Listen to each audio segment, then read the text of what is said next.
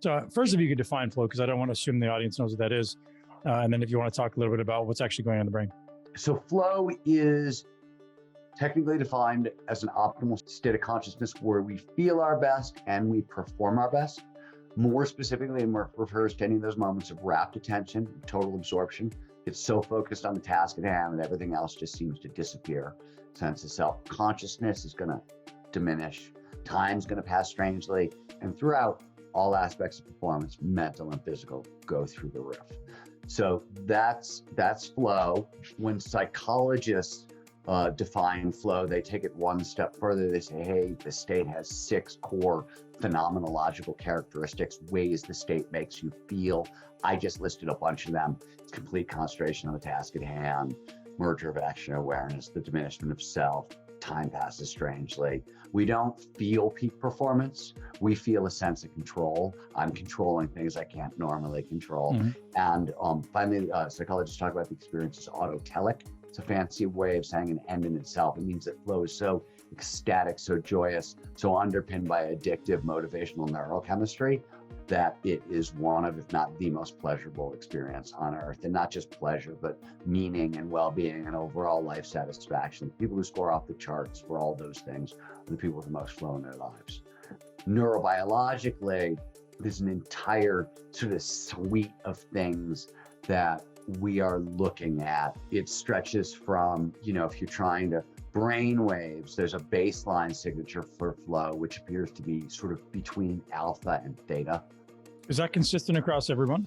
No, I'll talk about like at a network level, we think we've seen a couple of things that are consistent across everyone, but this is work that was originally, so the chess work, going back to Adrian Groot's chess work, started it. There was some work done by Leslie Shearlin when he was at Red Bull on this, and this is where this comes from. I think we need to look a little bit deeper at it, but the general idea is, you definitely spend time at the alpha theta borderline in flow, but every time you make a decision, right, there's a decision-making cycle in the brain. I'll pop up to high beta and whatever, and it seems like one of the big differences between peak performers and everybody else is when peak performers come out of that alpha theta borderline, they can smoothly move back to it. And most other people get hung up somewhere along the way. That seems to be one of the differences. From a network level, take it the next level out. One of the folks I got to co-write with in our paper for the first few seconds of flow was Dr. Richard Husky at UC Davis. He has done some great work on sort of network, what's going on at a network level in the brain.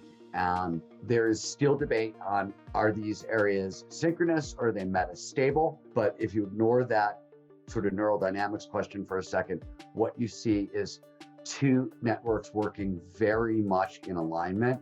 The goal-directed network, rooted in the basal ganglia. The flow is a goal-directed state. That network is very, very active. And then the executive control network is also very, very active. Executive control is what allows you to filter out task-irrelevant stimuli. And like when you talk about complete concentration in the present moment, the task at hand, that's that network doing that. So things are pretty consistent. We see a lot of activity in the dopamine system, the norepinephrine system, the endocannabinoid system is very active. There's endorphins involved. And obviously, there's a whole bunch of other neurochemistry involved. These are just the big reward neurochemicals. So when we talk about flow, is like, why is flow so pleasurable?